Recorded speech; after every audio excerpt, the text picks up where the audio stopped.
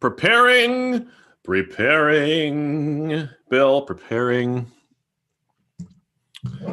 Bill. Yes. We are preparing. Are we using a paring knife? Ooh. Maybe. To prepare? Yeah. Could be. There's that. And Oh, don't turn off your computer. That was to me. Okay. The Gazette is handy. Bill is ready. Look at that. Beautiful. we're doing it. We're doing the thing. Love that. All right, let me hit record on the other thing. I got to hit 2 records. All right, buddy. Ready for the intro, Bill? Let's do it.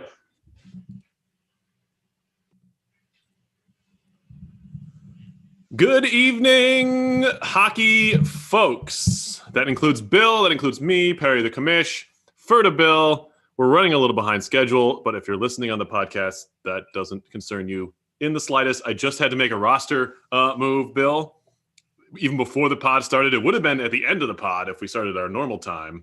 But Bill, how are you feeling today? We're all running around trying to do real life things, so it's not as easy. Real life is not fun, but EHA is fun. That's why we're here. Yeah, that's exactly right. I had to sub in Josh Manson to my last pair D in place of Marcus Pettersson, who was playing a little better, but is not playing as many games this week. So the sub was made, and Manson just came off of IR. So good news. Any good news for the skating Capitals, Bill? I had to pick up a guy named Jacob McDonald, and I put him in on my team because Eric Brandstrom is in the minors now. So I'm playing Jacob McDonald.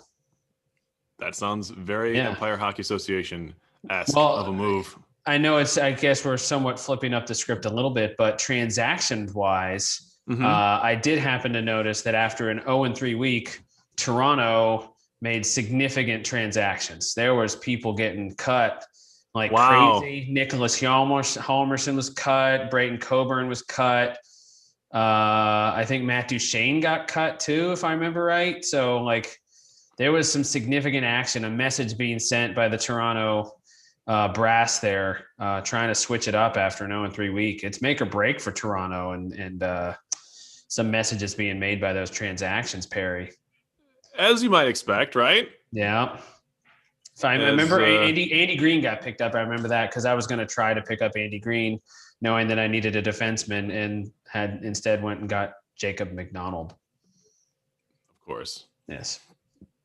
Let's take a look at the teams of the week, Bill. And I was just shy of the teams of the week, by the way, if you didn't know. You had a good week. The I was fourth. North Stars are running hot, Perry. Both Alexin and I, the Sabres and the North Stars, both went 3-0 with 429 combined for the 3 games points. But we're out of the top 3 because, what was really hot was the cookie machine himself, Jelly. 170, right? Something like that? Yeah. He was the high scorer of the week. Jelly, first team. Second team was the Montreal Canadiens. And then the hated Chicago Blackhawks for the third team of the week, but still managed to go 3-0. 7 teams went 3-0, Bill. Well, and three of them in the Pats Adams division, because Quebec, Montreal, Buffalo, the top 3 teams in the Pats Adams division, all went 3-0. You know who else went 3-0? The last place team in the Pats Adams division. the Boston Bruins. Yeah. What a week for Boston, huh? He equaled his win total for the season in 1 week. Doubled it. So, yeah. Well, doubled, equaled. Yeah, 3 depends on your verbiage. Yeah, you're right. Yeah. It's up to 3-6. Unbelievable. Yeah. Let's go over, continuing on with the Gazette, Bill. Let's take a look at the forwards of the week as I can set them to the right amount of days. Maybe. Why can't I? I can say this. Go ahead, Bill. The leading free agent point producer of the past week was none other than former Washington Capital Kyle Okposo who produced 7.25 points from your free agent pool. Oh, here's where I fix it. So there you go. And then a bunch of Dallas Stars. All right. I've fixed what I was messing with here. Oh, Okposo, right. I see that he's gone. Top players of the week. Let's see if Patrick did it right this time. First was Zibanejad. Yes, Mike Zibanejad continues to... This Rangers team, IRL, Bill, they're really putting up some numbers. Well, that and the Caps, one big, real life Caps too. Like they just can't get past the damn Rangers. I don't understand it, but yeah. But yeah, they took advantage of the Flyers there that week, that game. Yeah. 4-4 for Zibanejad, giving him 33 fantasy points on the week, 8.25 per game. Connor McDavid, a likely suspect there, 27.75, 4 goals, 4 assists as well. And then Mikko Rantanen for Chicago. He was involved in a big league trade in the offseason in this league. From you, 26.75 points, almost 9 points a game. He only played 3 games, but he still put up massive numbers. He's a top points per in that top 10 there. He's good at hockey. Absolutely. 4 goals, 3 assists from Mikko Rantanen from Colorado. Moving on, Bill, to the top defenseman of the week. We have, it's not in the Gazette this week, but it is Victor Hedman, 22 points, paying off for Quebec in that deadline deal. Yeah. 4.4 per game, a goal and 5 assists in 5 games. If you get over a point per game from a D-man, you'll take that. Also over a point per game was another deadline deal player, Darnell Nurse, 19 points on the week, 4.75 for the new owner, Detroit. That sounds about right. And then Tyson Barrie for Edmonton, who's kind of coming on strong at the end of the season. 18.75 for a 4.69 points per game average, 6 assists over 4 games for Edmonton. It helps when you play with McDaddy up there. It's really... You get some secondary assists along the way. You very much do. And this whole experience, it just makes me realize how terrible of an owner I am, really. Because... Bill... I mean, 4 of the last 6 players you mentioned were on my team a year ago. I had Rantanen, I had Barrie, I had Nurse. I feel like somebody else you said I probably had. So it goes down to terrible ownership on my part. Okay, well, it's not intended. It's not general intended. Manager work, really, but yeah. Well, the owner doesn't know. We all wear multiple hats in this thing. Good point. Yeah. Good point. Owner and general manager and coach. Yes. Okay, let's move on to goalie real quick, Bill. Top goalie of the week was Phil Grubauer for Jelly, the team of the week. Yep. 3 victories, only 1 goals against, only 1 shutout. I don't know how that works, but the math is not working out from on my end. Well, anyway, I think he came in relief in a game, if I remember. That's right. probably why. Yeah. That's probably why. That crazy Ducks game where the Ducks were up like 4-0, if I remember right. I think he had to come in, and that's why the real life Avalanche, I think, traded for Jonas Johansson, because they're not really pleased with what they're getting out of Hunter Miska, and neither was the EHA owner who had Hunter Miska. I don't remember who that is, but he dropped Miska for Johansson. Wow. When art imitates life, as they say, right, Bill? Correct. Yes, that's correct. Yes. Drew Saros for Real Life Nashville for Detroit, 32 points in 2 games. That's 16 per game. That's the best of any goalie this week. Although, oddly enough, did not post a shutout. He just had 2 games where he gave up 1 goal, but he combined for almost 90 saves in the 2 games. Goodness gracious. That's too much, in my opinion. In my humble opinion. And our third goalie of the week, Bill, is Thatcher Demko, actually. Patrick, again, with giving us full team information. Maybe he just likes Cal Peterson. I don't know. But Cal Peterson was the 4th goalie of the week. Anyway, Thatcher Demko, again, in the top 3. He's been in the top 3 for I don't know how many weeks in a row, Bill. We should probably write this stuff down. It's probably bad news for Brayton Holtby. Yeah, 30.75 points in the week, 10.25 per game. He went 3-0, made 103 saves over 3 games, including 8 on the penalty kill. Juice Saros, by the way, 20 PK saves Grubauer had 19. So giving up shots on the PK, not as bad as giving up goals. Patrick goes into his postseason prognostication here. Yeah, he broke out the tools. He broke out the projection tools. Currently, let's go over where we are now, and then we can kind of touch on what he said about the future weeks here. He has my record wrong in his future projection, so that's never. I don't mean to be harping on him. He's going to listen to this and be mad at me. Patrick, I'm not being mad. I'm not mad. This is a great Gazette. Everyone's tired. He has me at only playing one game this week, according to. Well, did he? Hopefully, did he find his wallet? That was big. That was a big. Yeah, we're hoping that Patrick found his wallet. Yeah, he's just very. Yeah, I tried to give him some emojis at the bottom. Hopefully, that cheered him up a little bit. Of his Gazette there. Anyway, current standings 9 through 14, which is the bubble as we call it here. Canucks 16-11 in 9th. The Islanders, Patrick 15-12 in 10th. Fly Guys, that's the Flyers 15-12-0 in 11th, and the final team currently in Buffalo Sabres at 14-12-1. One-time Kupal Cup champion. What's up? At one point, I'm looking at it, and it has the Canucks and the Flyers at 16-11. Okay, maybe they hadn't finalized yet. Let's go off the real standings here. I just went to combined and looked there, and it was Vancouver. Oh yeah, you're right. You're right. Canucks and Flyers are both 16-11. Islanders 15-12. Buffalo's still in the last spot in 14-12-1. Right. Then you have the Rangers with 29 points, and then the Rangers and myself, the North Stars, are 14-13, 28 points. Tampa 12-15. They are currently 5 points out of the playoffs? Yes. So it's going to be tough, especially with all the teams vying for those last spots. Hartford in the similar boat, a point behind them. Well, Toronto. Yeah, go ahead. I was going to say another growing thing to watch is the Jurassic Park Smythe division, because Winnipeg, who has been consistently, one of the best teams in the league now, he was 1-2 this week. So 2 of his 4 losses on the season came this past week. So Anaheim is now only 1 game behind Winnipeg for the top spot in the Smythe. And Jelly, with his strong week, he's 4 back, but he's getting in the mix there. But Anaheim Winnipeg is going to be a battle for the Smythe, and by default a bye and an interesting seed going on there.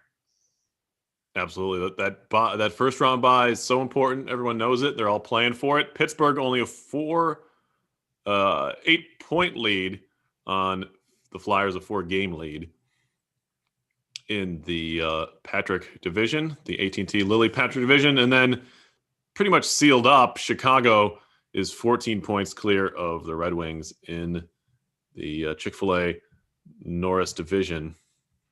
Some games have already begun, Bill, because we are potting late. We're talking about schedules, and I know, just touch back on, finish up with the Gazette, the Gritty Gazette. Easier schedule for the Rangers as opposed to myself the rest of the way. And it shows up right in this week's schedule, where I have Winnipeg, Houston, and Detroit. All of them with single-digit losses. So that's going to be a challenge. Houston and Detroit are both 19-8. Winnipeg's 23-4. But, Bill, I have a 0.25 points to 0 lead on all 3 of them. We'll see if that holds up. That's a doozy of a schedule you have. You got to get out to a good lead, though, Bill, and that's what's important there.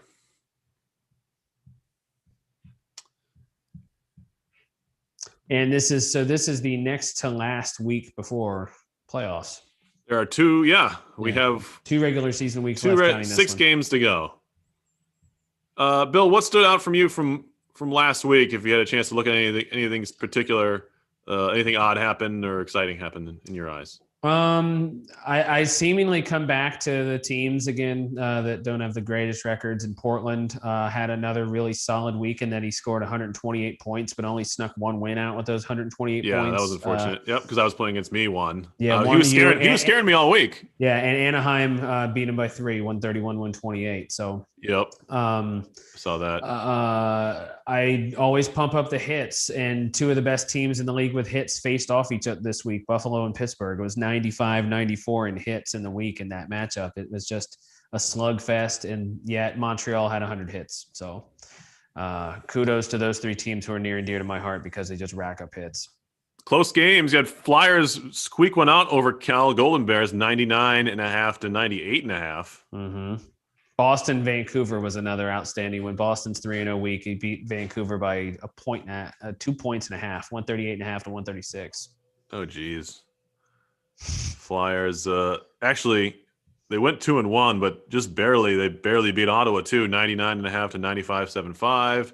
They got stomped by Tampa, who just is Jekyll and Hyde. Toronto and Tampa, we just cannot figure out, right, Bill? Well, Toronto was the lowest scoring team in the week, I believe, too, which prompted all those, transactions. So could be interesting. Winnipeg, yeah, Winnipeg a solid week. Quebec and those trades really paid off. We talked about it, but you could say the Hedman was the difference against the Tampa Bay Lightning in that game, 139-128, with Hedman scoring 22 points. That will swing a game. Yeah, it's a good, the moves that are made to try to solidify the division. Yeah. And Joe made that move, and it looks like it's paying off. We talked about the standings a little bit, Bill, but are there which races are you most excited about to watch? Obviously, this Ducks Jets is the one to watch, but before that, even it was Quebec, Montreal, Buffalo.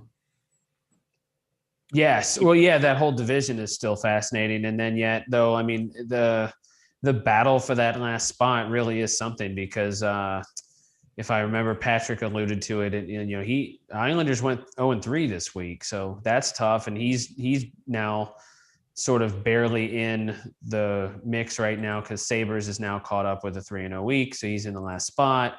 Rangers is there, so there's actually, while the Penguins are atop the Patrick division right now, those other teams are all one game apart. Flyers are 16-11, Islanders 15-12, Rangers 14-13. So that's going to be a lot of movement back and forth there in the Patrick too. Patrick in the Patrick. Absolutely. Bill, let's have our 2 weeks to the end of the season. Who we think is going to win the league? Individual awards. Let's go over that. Why not? We have a little bit of time here. Okay. Before you have to get out of here, the Hart Memorial Trophy. Is that MVP? So that'd be, yep. I mean, for all intents, it looks like it's going to be McDavid. He's about 25 points clear of his teammate, Leon Draisaitl. It's not going to be Laurent Brosseau, you don't think? I don't think it's going to be. I don't think.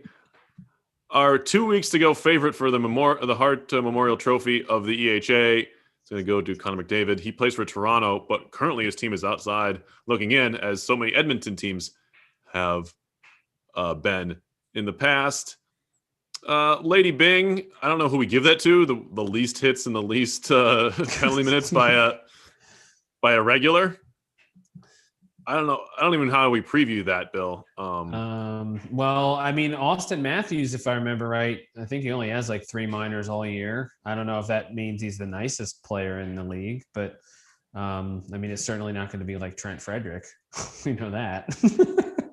Yeah, I would just sort by minutes and then see who doesn't do bad things, or at least things that are mean. Yeah. Artemi Panarin, although he's only played 20 games, only has 1 minor penalty.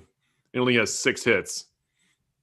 I mean, our Lady Byng can be different than the in real life Lady Byng, of course. The in real life winner last year was Nathan MacKinnon of the Colorado Avalanche. Yeah. So I'd say our early favorite is probably Panarin. I mean, it seems like a very reasonable pick. Certainly. Or maybe Elias Pettersson. He should be up there. Now, one other thing to consider too, I always think of Cal Clutterbuck as like a grinder, but he only has 4 penalty minutes himself. So big hits guy though. You can't have a lot of hits to win the Lady Byng. Yeah, you're right. Kopitar. What about Kopitar? Kopitar? Is he even doing well?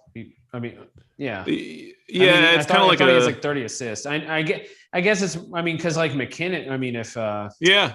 No, you're right. It could be. So it could be a Kopitar. How about the Vezina? Because that's one we can talk about a little bit. For top goaltender? Well, I mean, I go back to Vasilevsky. He's so damn good. He has a very big lead, but look, it's interesting the top 5 here, or even the top 6 if we include Lankinen. You have Vasilevsky at almost 170. Phil Grubauer, 153. He's been excellent too. Yeah. Thatcher Demko at 138. Although he's 12-10, like his record isn't great, but he's putting up numbers. Can't fault him on the team he's on.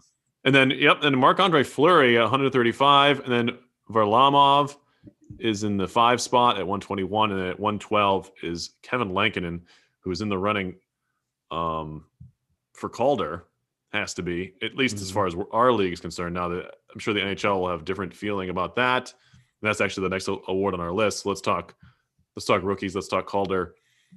The top scoring rookie is Kevin Lankinen at 112 points. But it's a lot of goalies. We talked about this a couple weeks ago. Yeah, how many there are, right? Lankinen at 112, Vitek Vanacek at 101. Who has not played a minute of action all season on my right.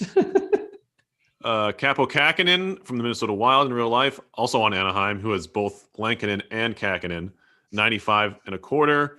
Igor Shesterkin in real life Rangers is actually hurt right now, is 55. Oh, this is just goalies. What am I doing? Yeah, because you got Kaprizov's right in the mix. Kaprizov's in there. I was like, when is Kaprizov going to come up here? Yeah. I think he's higher than that. Let's look at it. He has 79 points. 79 points, puts him 4th, technically, after the 3 goalies. Then Josh Norris is actually 5th, 60 points from the Ottawa Senators in real life. He's on the California Golden Seals in the EHA. That's kind of your 5, right? Shesterkin kind of took himself out of the running by getting hurt. Ty Smith is a D-man who's having a nice year, almost 2 points a game, but he's not at the level of, I mean, it's kind of would you call it a 2-horse race between Lankinen and Kaprizov, even though Vanacek's been a nice story, so has Kakinen, but those two have been the real standouts as far as leading their team, right? Yeah, I mean, I still come back to how good Kakinen's been too. Like, I mean, I guess if you have to pick a goalie, I guess you have to pick Lankinen, but like, I mean, yeah, no, Kakinen's been so good. As a Wild fan, it's easy to see how great Capo Kakinen has been, but the award, right? The Calder is a national award, and I think maybe local Minnesota media might say, and it might make more sense as far as logically looking at the numbers, looking at even the fantasy numbers, which are in favor of Kakinen. He's 95.25 to Kaprizov 79.25. But the energy that Kaprizov's brought and the scoring that the Wild haven't had, right? They've had good goaltending. I mean, even Dubnyk, before he became old and broken, gave them solid goaltending, right? I mean, he certainly wasn't the problem most of the time, although the analytics will say otherwise at a certain point last couple of years. But he gave them a lot of good. I mean, I operate with an offensive bias, I think, though. So, like, I mean, I would always want to pick the offensive player more. Like, and so I mean, to me, it's Kaprizov, but I'm just a GM of the Capitals. Right. I mean, let me look at this because it's interesting. Going back, well, and if I recall too, I mean, Lankinen's just simply played so much more than Kakinen has in goal. Like he's made like 200 more saves, if I remember right. So it looks here like 2003-04. Andrew Raycroft was the last goalie to win the Calder. Andrew Raycroft. Oh, Steve Mason won it. I'm sorry. 08-09. Steve Mason for Columbus. Oh my! I remember Steve Mason. Goodness, yes. Yeah. So, and he was 21 years old when he won it. Raycroft was 23, which is the oldest, aside from Panarin, who won it as a 24-year-old for the Blackhawks in 15-16. One of the older Calder winners you're going to see. Back to the early 90s. I mean, Sergei Makarov of the Calgary Flames won it as a 31-year-old in 89-90. Ed Belfour was a 25-year-old Calder winner in 90-91 for the Hawks. But anyway, just getting back to it, it's going to forwards for the most part. The only D it's gone to in the only defensemen have won the Calder in the last decade was Makar last year, Ekblad in 14-15, and Tyler Myers for the Sabres in 09-10. Wow. Not 10. Then 10 years. Then you have to go all the way. Yeah. Then you have to go all the way back to 02-03. Barrett Jackman, a defenseman for the Blues, winning the Calder. So rarely to a goalie, rarely to a defenseman. We don't have any. I mean, there was the one defenseman I did mention in the Ty Smith, who's kind of a real outside shot at this point. But it seems like either a 2 or 3 horse race, given that Washington is doing what Washington's doing. And there's splitting time at this point now with Vanacek and Samsonov, Whereas Lankinen has taken the reins in Chicago. Kakkonen is, if he's not, the number one by the public, by the team's saying he's there by his play. And then Kaprizov, who's been, aside from this weekend, tremendous offensively and really sparked the Wild at the other end of the ice. So that we talked a long time about the EHA Calder, which doesn't even really exist. But let's do the rest of the trophies next week, and then we'll actually have to come up with them at the end of the year. But let's just move on to what we see coming up for the upcoming schedule, Bill. We talked about my upcoming schedule, which is very difficult before we get out of here. 3 top teams in the league for me. Any other schedules stick out to you, Bill? Goodness. Any other game? Not schedules, but just games. Yeah, I remember between solid teams. I remember Chicago does have Buffalo this week and Pittsburgh, I think, and Hartford. So those are 3, if we're Patrick and others rooting against Chicago, those are 3 chances there. If I remember right though, too, Winnipeg has you and the Ducks and Pittsburgh. So that's tough too. Winnipeg coming off a 2-loss week and trying to hold the division lead there has another tough set of games this week. So that's one I'll be keeping an eye on. Houston, Anaheim is big in that division. And then, I think you mentioned it, but Buffalo, Chicago, interesting game there. Any of the lower tier teams squaring off, Bill, that we have a look at? I know the Golden Seals play the Rangers, Blues, and Sharks. Mm-hmm. Heck, let's look at Boston. Boston's got the Blues, the Sabres, and the Coyotes. Well, Boston plays the Coyotes. There you go. So that could be, if you're rooting for feel good stories, hopefully there's not a tie in that. At this point, you just want your team to be playing well, right? Because even if you're not making the real playoffs, the top 12, you still have the tournament, the draft pick tournament to try and win the best chance at the number 1 pick in the rookie entry draft next year. So, or actually this year. Who knows what year it is? Not me. Yeah. I wonder. So go ahead, Bill. I have to look to see if next week somehow maybe I play the Coyotes, because that would be one for the record books right there. The 3-24 Capitals against the 2-25 Coyotes. I don't know if that's going to happen though. Would be impressive. We'd love it. I don't. Oh, okay. Let's. What's your game of the week going in, Bill? I'll tell you mine. I mean, Winnipeg Anaheim is a pretty damn good matchup. Yep, that was going to be yours is Winnipeg Anaheim because mine was going to be Houston Anaheim. Well, I mean, both are. But yeah. Mm-hmm. Yep. Big for that division, both. Yep, those are huge games. It could be decided if Winnipeg has a huge week, right? And the Ducks try to distance himself, and in the head-to-head, that's going to be huge. Just having a head-to-head is huge in that matchup. So with 2 weeks to go, right? Yeah. All right, Bill. Kind of a short pod this week, but a lot going on. We'll probably have a longer one next week, and hopefully a guest. But to preface the last week of the season, right? We have to. Yeah, it's going to be huge.